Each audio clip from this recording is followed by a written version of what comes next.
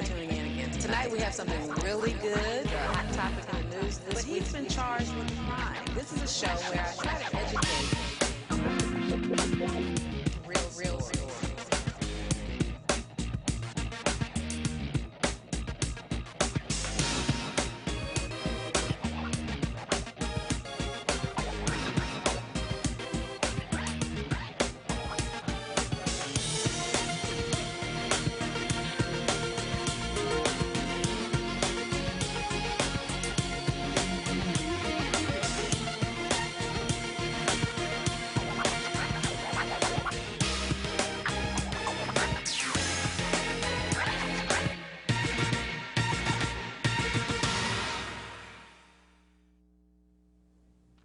Welcome to Truth and Justice with Vivian King.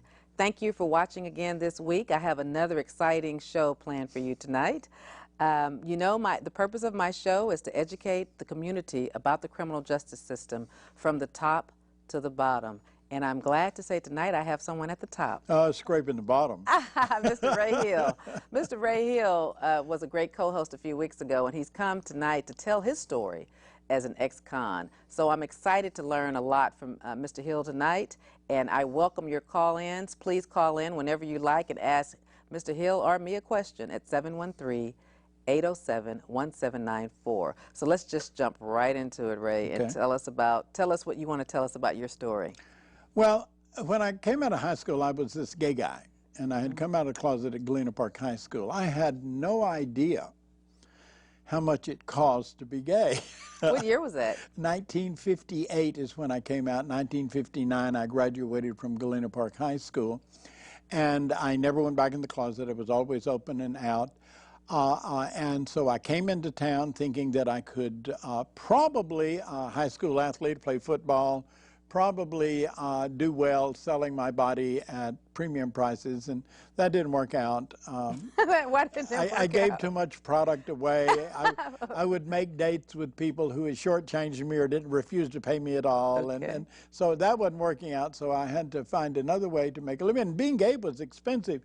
You had to have the resources to make it to Splash Day in New Orleans and Mardi Gras, Splash Day in Galveston, Mardi Gras in New Orleans. You had to make missions days in San Diego, and you had to be all the way across the country at Fort Lauderdale for the opening of the beaches over there.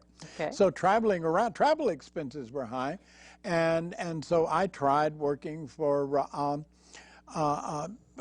tried working for Gestetner Printers, and I made pretty good money. Then I tried working for Southern Microfilm, and I made pretty good money, but not enough money to keep me in the fashion that I wanted to build. So I thought about a life of crime, and so I got a job with a company that printed company checks.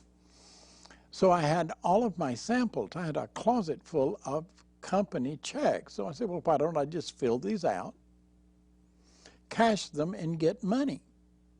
And I did that, except that's forgery and theft by check, and I didn't think about the address, but here I was leaving my signature wherever I committed a crime, so it was easy to follow me, and I went on a crime spree from New Orleans, 1961.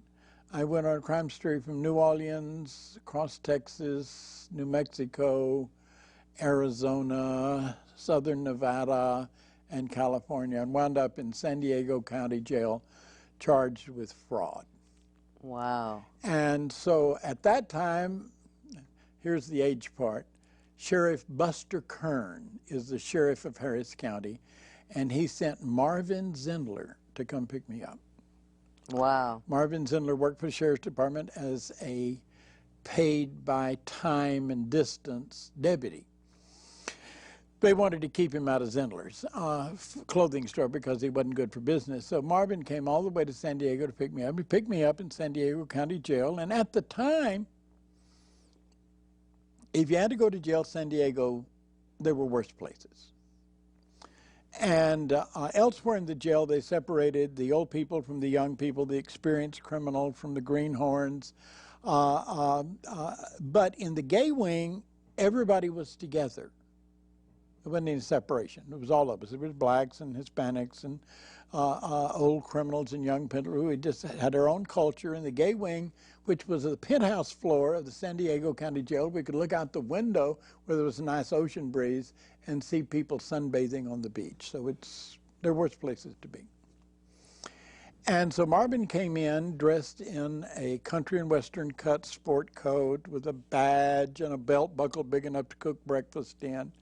He came in and said, "I'm deputy sheriff from Harris County, and I'm here to pick up Rainbow and Hill and take him back to see justice."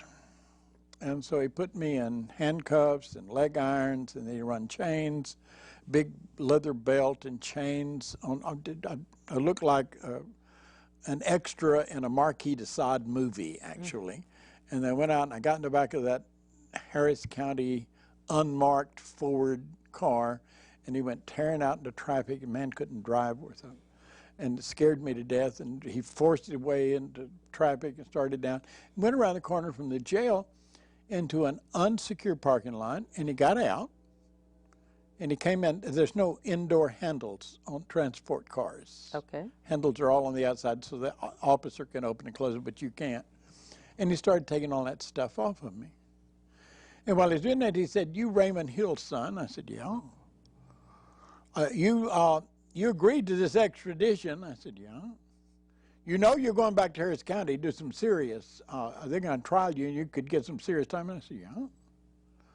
He said, "Well, I'm a little hungover. Do you mind driving?" "Do you know how to get back to Houston?" "I sure. You come in here, catch old Highway 90. It's before freeways. Head east. You can't miss it." And so I drove. Wow. He told me to stop in Tucson, Arizona. Highway 90 went by there and stopped in Tucson, Arizona. I didn't go in. I didn't think it was all right for me to drive up to the jail in Tucson, Arizona. I didn't know where it was anyway. So I stopped at a restaurant. We got out and sat down and ate like normal people, you know. And then I got back in the car, and he drove with just handcuffs on, pulled in the Sally Port at Tucson, and he got out and put on his hat, walked up there and doing the roll. "I'm Deputy Sheriff from Harris County. I got a fugitive in tow here. I need to store him in your jail for so I can get me some rest." And the deputy there at the gate said, "Not in this jail." And he said, "What do you mean?" And he said, "The last fugitive you left in this jail, you left him here. You went and got drunk, got in trouble with the city police, and we thought we had to bail you out of jail to get rid of your fugitive. And so you haven't paid us for that. You're not leaving anybody here till you pay your back bill and pay for this one in advance." He said, "Well, how much it costs?" "It costs $40 a night." "Hell, I can put him up to Holiday Inn for that kind of money." "We suggest you do that." And so then I had to drive all the way to El Paso, which was a Texas jail, and had to take me. I spent the night in El Paso, and we shared the ride. Got to know Marvin well. He was an interesting guy to talk to. I got back to Harris County, checked into Harris County Jail, and the conditions at Harris County Jail were atrocious. So that's actually the first time I got really interested in some criminal justice reform. So that was the 60s. Do you remember what year that was? 1962, by the time I got back to Harris County. And my case was set in Wendell Odom's court. His son still practices law in Houston, and I know Wendell. He's actually in the same building as I am in the Lyric Center. Yeah, he's a fine lawyer. And so I worked with Wendell on a case not too long ago, but his father was the judge, and Carol Vance was the district attorney. And so we worked out a 6-year plea bargain. That's pre-mandatory supervision. The prison, and nobody offered me probation, so prison was where I was going 6 years. Judge Odom did a strange thing. He said, "I'm not going to sentence you in this case for 90 days so that you can get your affairs in order." I'm a 22-year-old kid. What affairs do I have to get in order? I mean, that sounds very good. So I left the courtroom. I was out on bond. My lawyer was a fellow by the name of Homer Mabry. Wow. And my father had known Homer because my father had founded the water board in Cloverleaf. and Homer Mabry was the lawyer for the water board. He wasn't a criminal defense lawyer. He was another kind of lawyer. But he had worked out the plea bargain, and there wasn't going to be a trial anyway. And so we went through the mechanics of getting that 90-day pre-sentencing delay, and Raymond and I got in his Studebaker pickup, and we went to Floresville, Texas, where then Governor John Connally had a ranch. And we bought a calf. I helped load it in the back of the Studebaker. Calves are not leash broken, so that's some work. And I don't know if any of you folks out there know anything about farm, but calves are kind of rough hands. So we got the calf in the back of the truck. Calf was worth about $20 on the hoof, but we paid $140 for it. Why? Because when I went to the back gate of Huntsville unit, the Walls, to report for my prison time, the guy said, "No, you don't go inside. Warden Sublett will be here to pick you up shortly." And I stood out at the back gate at the Walls. They wouldn't let me in. And a car drove up. It was Howard Sublett. He put me in the front seat, and on our way to Wynn Unit, he said, "You will stay in the officers' bachelor dormitory. And you will come into the compound every day. You can eat in the officers' mess, and you will be in the education department, and you will teach anyone here who wants GED classes, their classes. All the books are up there. All you got to do is just follow the book, and you can do that. That's nobody there ever wanted to take any GED classes. I spent about 18 months on the Wynn Unit arranging the books in the library. They were just on the shelf in the Dewey Decimal System, so they had a usable library with a card catalog and all of that. And then the warden called me into his office and said, "You can go home now." Wow, after 18 months. After 18 months on a 6-year sentence. $120 over the actual value of that calf on John Connally's ranch kept me from going to prison on my first sentence. Wow. That's the way justice was in Texas circa 1962. Wow. Wow. That's amazing. That's amazing. But how did anyone know to go get the calf? I mean, what was the Raymond was a union organizer, and everybody was a Democrat in those days. I mean, John Connally was a Democrat when he was governor. He wouldn't become a Republican until later. Okay. And it was the good old boy inside white people's circuit. Mm-hmm. There weren't any black people in that circle. Mm-hmm. There weren't any Hispanics in that circle. Not in 62. Not in 62. It was a corrupt system. And I've spent the rest of my life speaking against the corruption, but I know what it's about. I've benefited from it. And so I got out of prison. I still had a prison record. That did not go away. I mean, there was a number. I don't know what it is, TDCJ number. There were case numbers. All of that's a matter of file. All you got to do is go to the courthouse in those days because you don't have computers. Right. And you dig it up, and it's there. And so I thought that because I had a criminal record, even though I had bribed my way out of the punishment, that that I had a criminal record, and I thought that that's part of who I was. It didn't do anything about not being gay. They didn't segregate you in prison? I didn't go to prison. Well, yeah, you didn't go to prison. You went to the officers' barracks. I went to the officers' barracks. Right. They, on all the units in those days, they had bachelor officers' dormitories, which were little rooms. It's kind of like built like the prison, actually built by inmates. But the rooms were a little larger, and the beds moved around instead of being stuck on the wall, and bathroom was down the hall instead of hanging on your wall 2 inches from your nose in your cell. And so I lived comfortably. The food wasn't too bad in the officers' mess.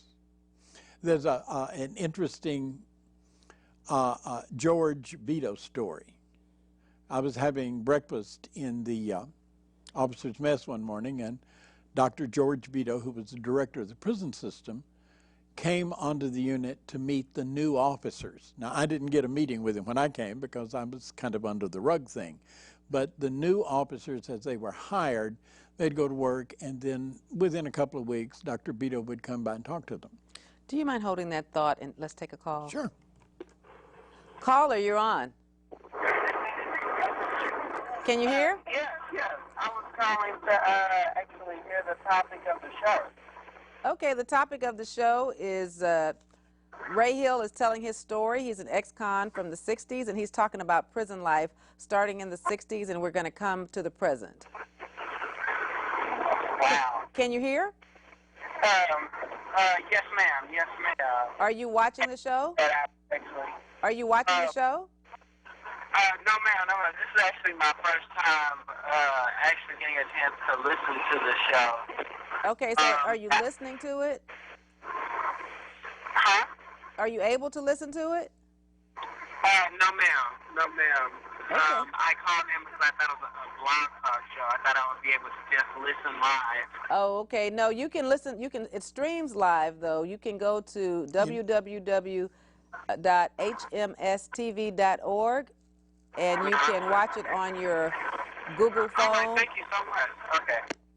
All right. And so Dr. Beto comes in, and he goes in the kitchen, and he picks out some lean beef, and he has the steward grind it and put it in a bowl.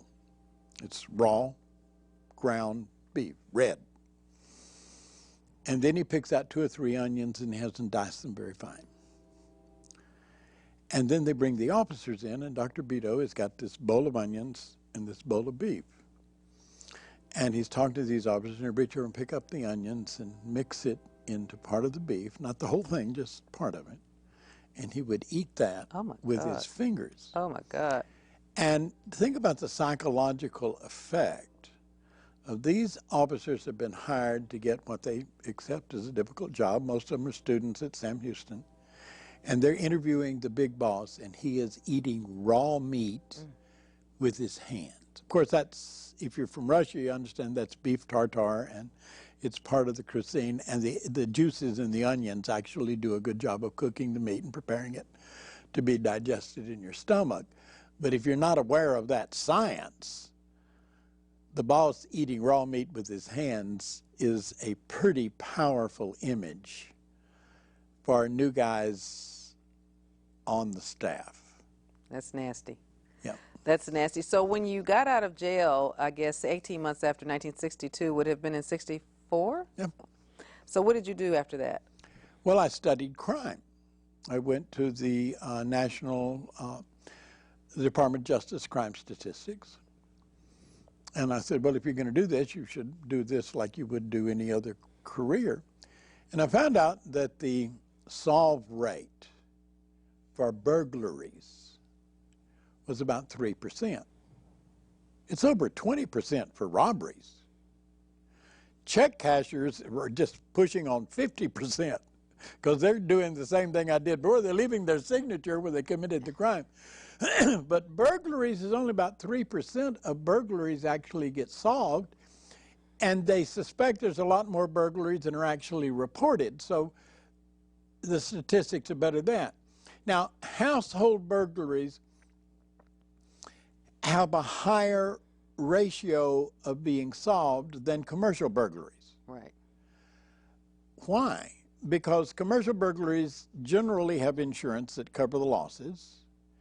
And so only about 0.03% of the value of things stolen in commercial burglaries is ever recovered. And the 3% is a mixture of both commercial and residential. Only about 3% of those folks, so I mean, it's like roll the dice. I mean, what are your chances here? Right. So I decided that I was going into the burglary business. Oh, my goodness. So how do you prepare to do that? You study alarm systems. And so there were a lot of alarm systems in the 60s? Well, such as they were very simple alarm systems, and now they're pretty sophisticated because of electronics, and you don't really, if you got a burglary system, now you can sit at home and watch your whole business on the internet. But in those days, a bell went off and a signal went to a local police station or something. That's how ADT and all those things work. But at the control box, there was only two options. It was either a closed circuit system where the points were together, that if something happened, broke a window or crashed through a door, caused them to separate. If they separated, the alarm went off. Or it was an open system where the points were open, and if something happened, they'd close and the alarm goes. So all you had to do to beat the alarm system in the 60s was get to that box. And if it was a closed system, just take a piece of wire and wrap it around so it's impossible for the points to open. If it's a closed system, stick a matchbook cover in between it, and it's impossible for them to close. Wow. So I went and I did what I needed to do. My job was to disarm the alarm system. And I stole antiques, art, jewels, and electronics. The stuff queers know about. And I didn't fence it off for 10 cents on the dollar. I opened up a very fine antique store in Madison, Tennessee. Wow. My sheriff was a fellow by the name of Buford Pussy. You may have heard of him. Wow. The sheriff, walking tall, was not only the sheriff of that county, he was also my landlord. Wow. See, I had learned something from this John Conley experience. Wow, yeah. And so I had all kinds of coverage. And I did that for several years, made a lot of money, a lot of money. And how I got busted is my secretary, Judith Wolf, who is now a physician in Philadelphia. Wow. She was my secretary and one of my crew of thieves. Wow. I ran her for the United States House of Representatives in Democratic primary in the district where a fellow by the name of Herbert George Bush was running for his first public office. Wow. And we were the Democratic opposition to the Republican candidate, George the First. Wow. And Tommy Thomas, not the sheriff Tommy Thomas, but a predecessor with the same name who was U.S. attorney for the Southern District of Texas, decided to launch an investigation into my income taxes. I appeared to have more money than I could justify. And that investigation resulted in a raid on my accountant's office, and a receipt out of one of his books fell for a warehouse in East Memphis. And they were in that warehouse in an hour. It's full of stolen antiques. That's how I got busted. Wow. So you got busted based on something here, but in Tennessee? No, I got busted here from evidence. From evidence taken from Tennessee. I was charged and tried here. I was tried 3 times. I won the first 2 trials. Who was your lawyer then? John Hughes. John Hughes. Yeah. Former judge, John Former Hughes. judge and my friend, John Hughes. John Hughes. He's still alive. Yeah, barely. Yeah, and his wife in County Criminal Court number 15 is one of my very good friends, Jean John Hughes. was my lawyer, paid him very well. Worst thing I ever did is I bought him that tractor. Because then when I needed him, he had a place out near Sugar Land that he loved to drive that tractor on. Yeah. And I'd need him and call him. So but the first 2 trials you won? I won 2 trials, and then we lost the 3rd one, and the plea was for 20 consecutive 8-year sentences. 2 consecutive? 0, 20. 20, wow. 20 consecutive 8-year sentences, 160 years. So how did you get out of that? Well, John stuck with me, and I continued to pay him because I had money.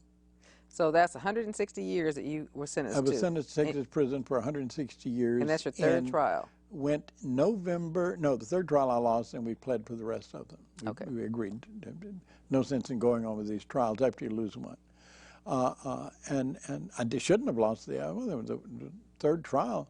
I was sitting on a television set in Cleveland, Ohio, when the crime actually happened, and a clock and I was chair of the Student Mobilization Committee in the war in Vietnam at the time, and I was in Chicago, Illinois, talking about organizing and against the war. But in November of 1970, I went to Texas prison with a 160-year sentence. What year was it? November what? November 1970. Wow. So how long did you actually stay that time? Well, that's the only time I actually went to prison as an inmate. And at other times, I was able to bribe my way out of it. I went as an inmate that time, and I went to prison thinking, Ms. King, that I was going to do the rest of my life in prison. That's a whole different mindset from I'm going to go do this nickel or I'm going to go complete this dime, and I hope for parole.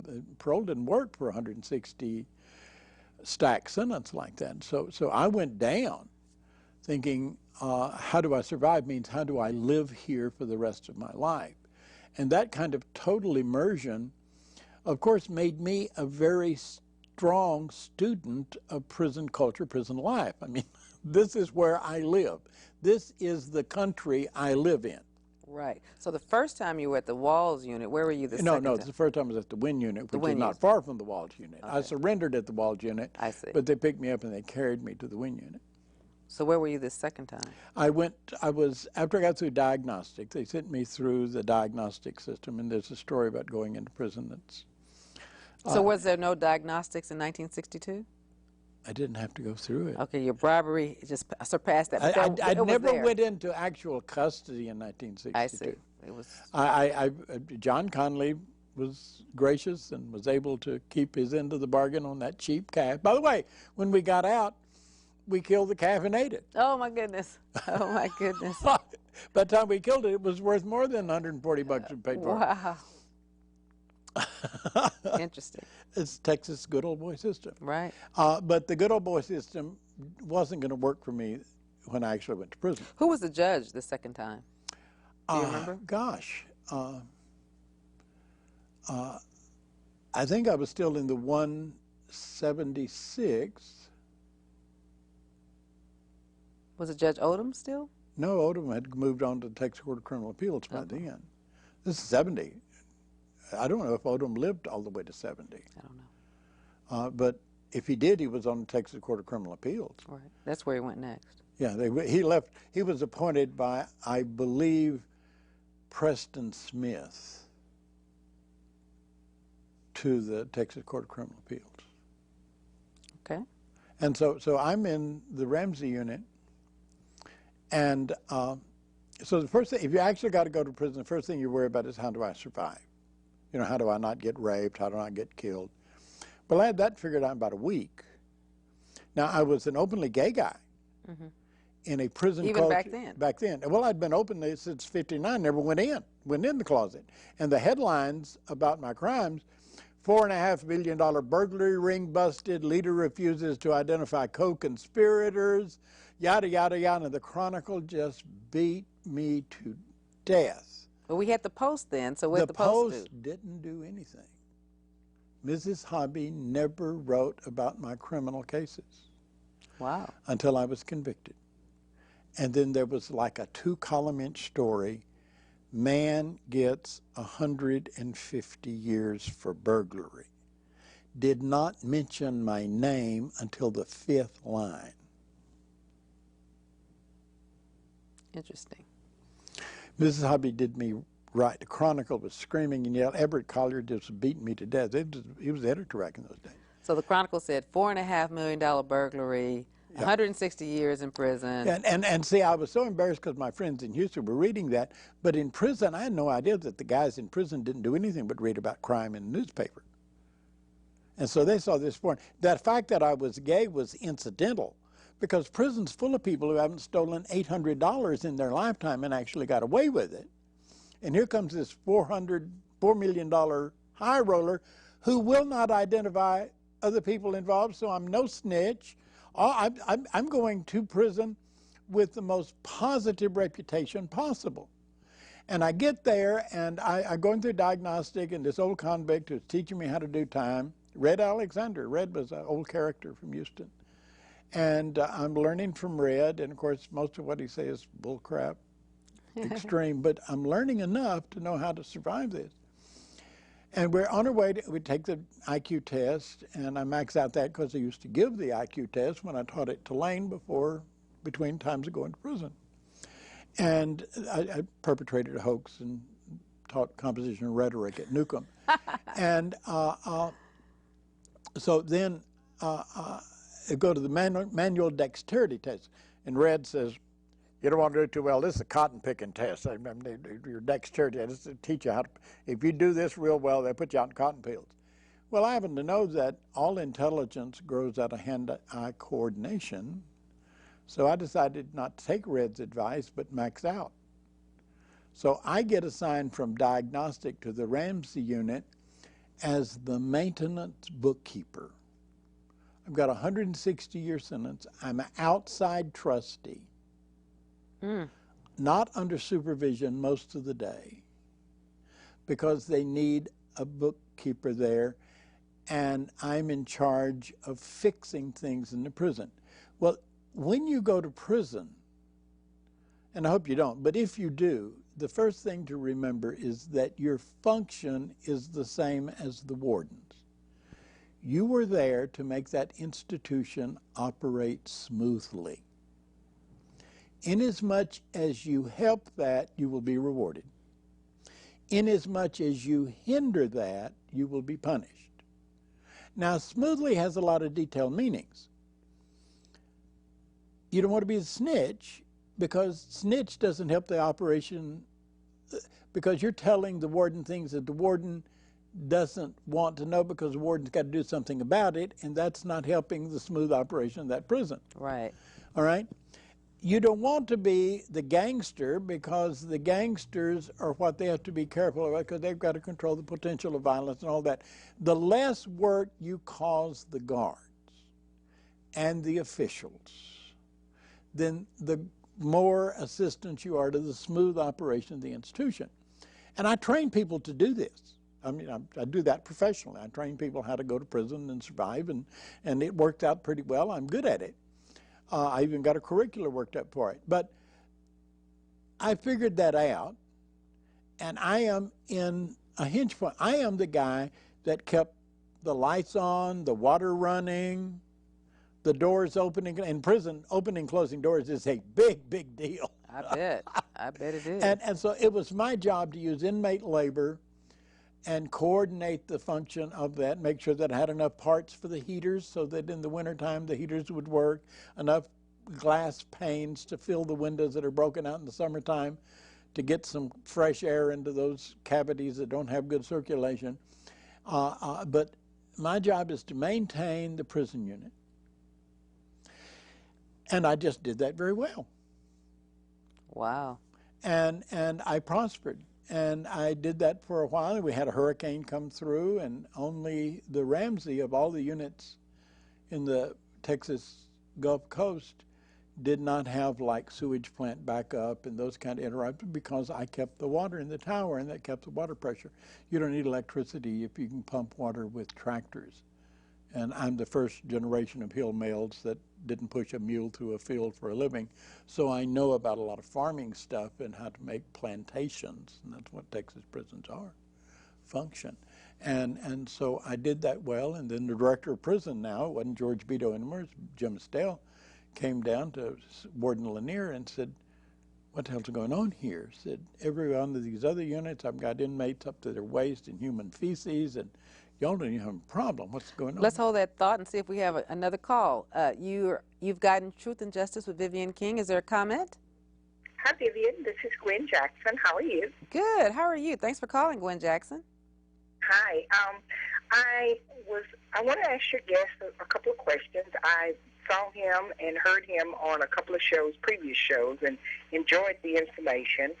And I guess my comment is it's good information for people who are not institutionalized and don't understand the ins and outs of the institutionalization system to hear this information. And my question to him is, when someone has been institutionalized and they have an institutionalized mindset, what are some suggestions he has to get them out of that mindset? Well, first let me respond by saying that when it came time for me to get out, I got out after 4 years, 4 months, and 17 days. That's all you had to do on 160 years? I found a sucker federal judge who made the state compromise with me. They changed consecutive to concurrent, and I was a trustee, and that's 4 years, 4 months, and 17 days on what wound up to be an 8-year sentence. Okay? I literally was more afraid to get out than I was to go in. But for her concern is that someone that's been in prison like for 25 years comes back out into the family and into the community. It doesn't matter. Okay. The length of time. I am to a large degree still in prison. I spend my whole life going back into prison talking about recovery. I did the prison show for 30 years. I am here talking about my criminal past and my prison experience. I am, to a large degree, not entirely out of prison. That may be a little complex notion, but once you have been there, your choices are, life is an on and off switch, but there's one at every corner. Do I try to hide my prison experience, at which you're setting yourself up for failure? Because everybody that's got a prison number or criminal past is 2 keystrokes on a computer away from somebody else finding out everything there is to know about them. So you're saying that the person should just tell the truth? You cannot hide it. That's a thing of the past. Back in the old days, whenever I got that first record, remember, I said you had to go to the courthouse and look the record up or you wouldn't know about it. Right. But not anymore. With computers, everybody knows everything. Everybody knows everything. So there is no hiding from it. So whoever has been institutionalized needs to disabuse themselves of the mistaken theory that they can hide their criminal past. So what do you do if you get lemons? Probably the best thing is to make lemonade. I have devoted the rest of my life to educating you about the criminal justice system, to dealing with the confusion of someone you may know who is so institutionalized that they're like in a revolving door. They can get out, but they can't stay out. Recidivism rate, well, here's the old statistics, and it's pretty close to true. Everybody that goes to prison in Texas or Louisiana for the first time has almost a 70% chance of going back the second time. If you go back the second time, you've got almost an 80% chance of going back the third time. If you get out after your third sentence, the chances are you will continue to go back to prison for most of your adult life. And that's just the... Now, how do you beat that? Well, you beat that not by running away from the reality of that, but running toward it. I would suggest that anybody who is institutionalized needs to spend time with other people who have been institutionalized and form a coalition, a surrogate family that support one another in staying out. Now, I'll tell you the other thing that nobody thinks about. If you've ever been to prison, I'm not talking about to jail, but to prison, you will never fear going back to jail or prison again. Because when you're there, it's just another way to live. And you already know that you can survive it because you have the skills to survive it. So what has happened, I mean, it just makes no sense to send people back to prison because whatever value you had going in the first place is gone for sending you back the second trip. Unless you're going to keep them there for the rest of their lives. Unless you're going to keep them there for the rest of their life, or keep them there until you kill them. Until you kill them, right.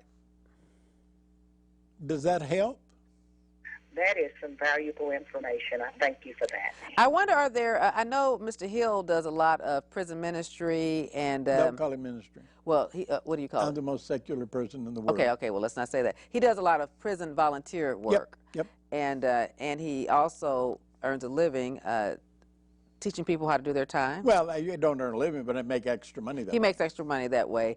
Are there many support groups that, you know, Oh, you yes. suggested that her family member or her friend or whoever she might know could join? If you've got somebody in prison in your family or in your close circle, you need to get networked in. One of the ways to get networked in is watch the prison show or listen to the prison show on KPFT.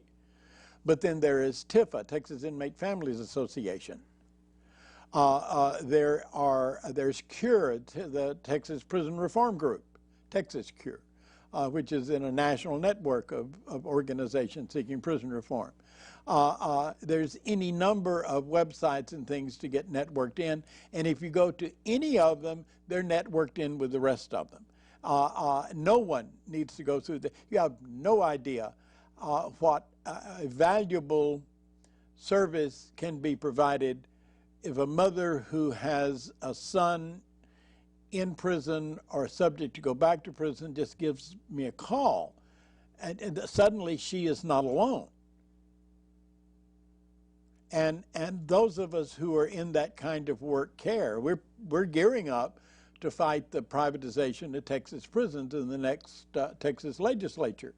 I just went to a conference in Fort Worth that is our organizing effort. And you can get in touch with me. Just Google me. I'm easy to find. He's famous. Thank you for calling, Gwen. Do you have any other questions? Just the name and contact number. My name is Ray Hill. You can reach me at hillray@sbcglobal.net or look in the phone book. I'm there.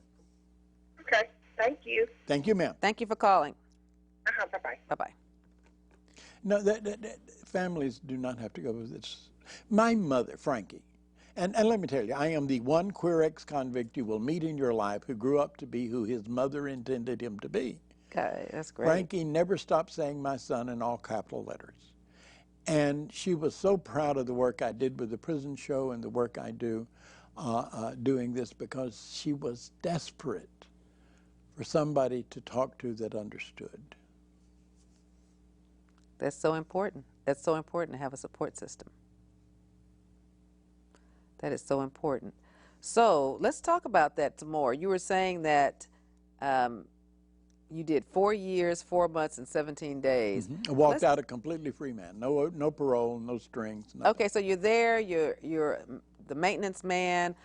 You were telling the story that people were frustrated at other units because they were walking in feces, and there you were pumping water in. Well, I just figured out that if I pumped water with tractors, because we knew when a hurricane hit on the Texas Gulf Coast, prisons or plantations, they're way to hell and gone, away from anything. And you break those power lines down, and you don't have electricity to pump water. You got to pump water out of the ground in the well into the holding tanks, and then out of the holding tanks up in the tower.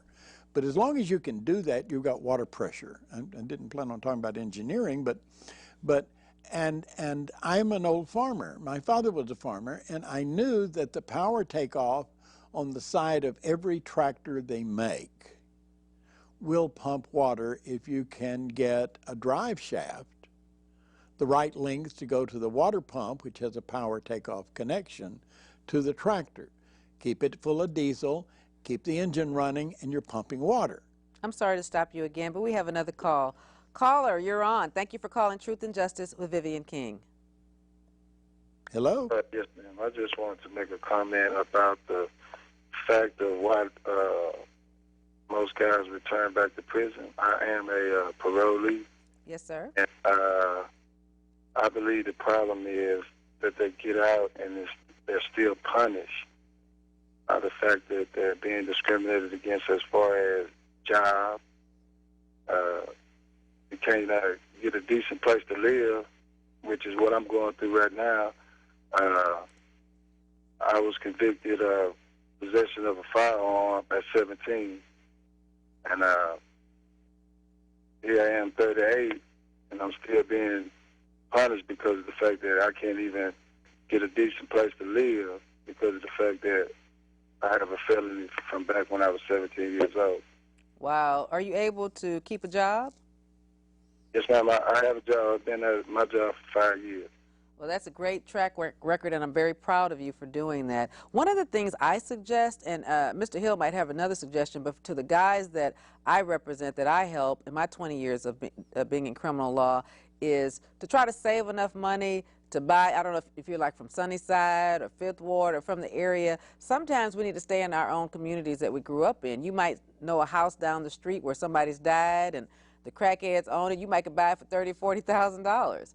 And you can actually buy a home and fix it up, and it'll be nice as an apartment. Put some new sheetrock, some new walls, some new paint, some new floors, and you can make it your own. So sometimes you might have to do it that way. I will not live in an apartment complex that discriminates against inmates. So I live in Montrose. I don't live very high. I live 1 block from the mayor's house, as the crow flies, exactly. And my landlord, I've been there for 25 years. My landlord does not discriminate against inmates. There are landlords out there that will not discriminate. Creates a little problem for them when they've got to do sex offender registration and things of that nature. But we have had sex offenders living in our apartment complex. Discrimination should not be tolerated at any time. But if you think you can hide a criminal record, you're on a fool's mission, because that will never happen. And we do need to try to identify more apartments that do it. Some of the reasons I've been told by apartments is that their insurance is higher if they have ex-cons there, their premise liability insurance in case something goes wrong there. But I'm not sure if that's true. I've never been a landlord. But there are apartment-friendly people that will rent to ex-cons. They're probably not the higher-end ones. But I would suggest you save your money. You said you were a parole. You're still under supervision? No, sir. I did that when I was 17. How much time did they give you? I did, I signed for 3 years, and I did like 13 months. So you've been dealing with this your whole life at 17, and now you said you're 38? 38. Okay. So that's been 21 years. So you are registered to vote, and you do vote, right? Yes, ma'am, I do. Okay, make sure you do. Yes, ma'am, I do. Well, I have a suggestion. The Mayor's Citizens Assistance Office has a reentry liaison, and though you reentered a long time ago, you are still suffering the effects. That agency keeps a list of places where you can rent. What's the name of it? It's Mayor's Citizens Assistance Office. The person who used to do it was Rosie Ruiz, and she's a social worker friend of mine. Now, you can Google that, the City of Houston, Mayor's Citizen Assistance Office, and find the number and call and ask for the list. The reentry program. And ask for the reentry program and get the list. But I also encourage you to look for houses in the hood that you can fix up and call your own. But you also need to get networked in because with former inmates. But I appreciate the fact that you've had a job for 5 years. That shows your maturity. But get hooked up. I've always had a job since then. I wasn't one of them people that went back. I learned the first time. Right, and that's good on your part. And I appreciate you watching. Don't forget to vote. You know, I'm running for judge. Oh, that's cool. Yes, ma'am. Okay, don't forget, I'm running. You can Google me and Google my website, VivianRKing.com and VivianKingForJudge.com. But learn about the community. I've explained who the judges are on my website, on my judicial website, because one of the things I find is so many people are in the system, but they don't understand the system, not even the judicial system. So I've tried to throw some education in on my website. So please get involved. Yes, ma'am. Thank you. Thank you for calling in. Thank you for calling in. Congratulations for beating the statistics this far. Yes, sir. Thank you, brother. Thank you. Thank you for that. Let me ask you this. Now, you went 2 times to prison. I'm getting a note that we only have about 8 minutes, so I want to kind of wrap this up. You went twice, but you never went the 3rd time. Is that correct? No, I didn't go the first time. Right, you didn't really go the first time. You were just sentenced the I was first time. sentenced. I created a record, but I didn't do any time. It was the 2nd sentence that I went to time, and I never went back the 3rd. But I'm not afraid to go back. I got arrested recently. We were talking about that before the show. Right, and that's such a good one. We're going to have another show with you on that one because that's a good one all to itself. That's a really good one. I do not mind. For instance, in the morning, I have some concerns about municipal court. Right. I'm going to try to go to a trial at 8 o'clock in Municipal Court number 8.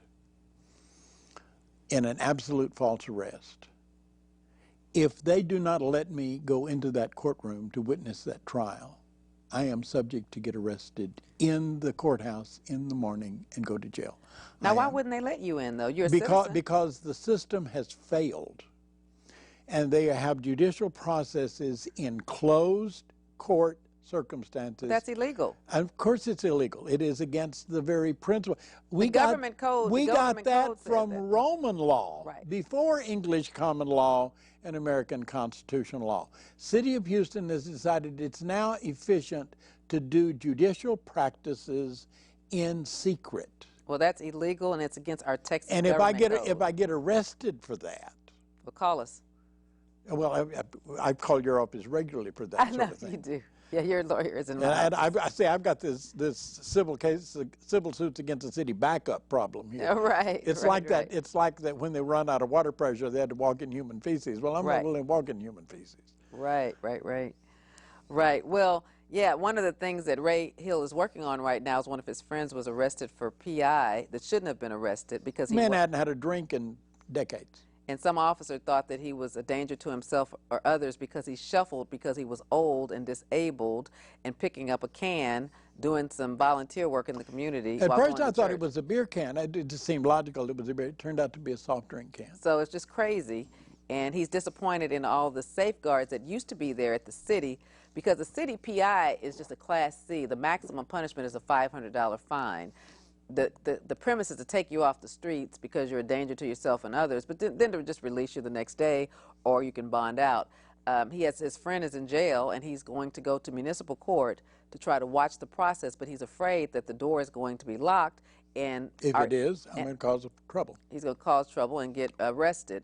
And the charges they could arrest you for, I guess, would be trespass. I don't know how because you're a taxpayer, or interfering with the official duties. The refusal to follow direct. They'll think of some concocted charge Disorderly which conduct. won't stand up.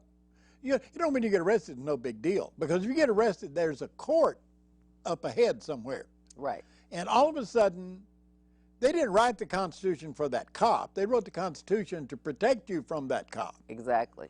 And we need to remember that the Constitution was written so that the government couldn't control you, to give citizens rights so that it wouldn't be the system that was overseas.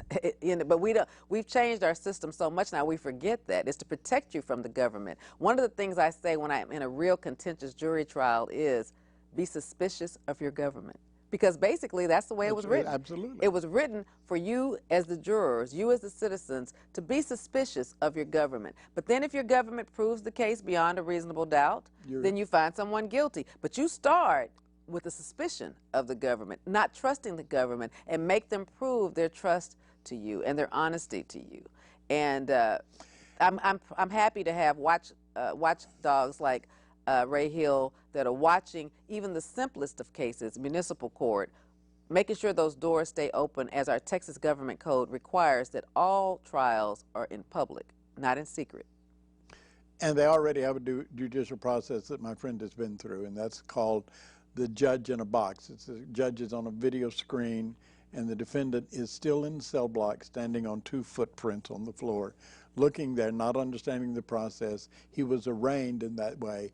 That is a judicial function that there is no way there can be witnesses. Now, if they want to put that on the internet, if they want to publish it like on a public access station like this, like HCC or like the mayor, the city council. They want to put that on the internet or put it on television so that it can be witnessed. I don't have any complaint. But that is not what they have done. What they have done is they've removed a very vital, the arraignment is a vital part of the judicial process. They have removed a judicial process from the public eye into a private, closed environment. And that screams from Roman law to English common law to American constitutional law. And the people who did that are my friends who are mayor and city council member. These are people I know. These are people I have voted for. And they haven't read the Constitution of the United States or the history of a criminal justice jurisprudence. And people's liberty is at risk for an illegal activity that they are committing and have approved the commission of. Well, I hope that you help change that. That cannot stand up. We need to have a fair system. I'm in favor of a completely fair system. That's one of the reasons why I am running for judge. Surprisingly, the only city council member that understands what I'm talking about, agrees with me, is a former police chief.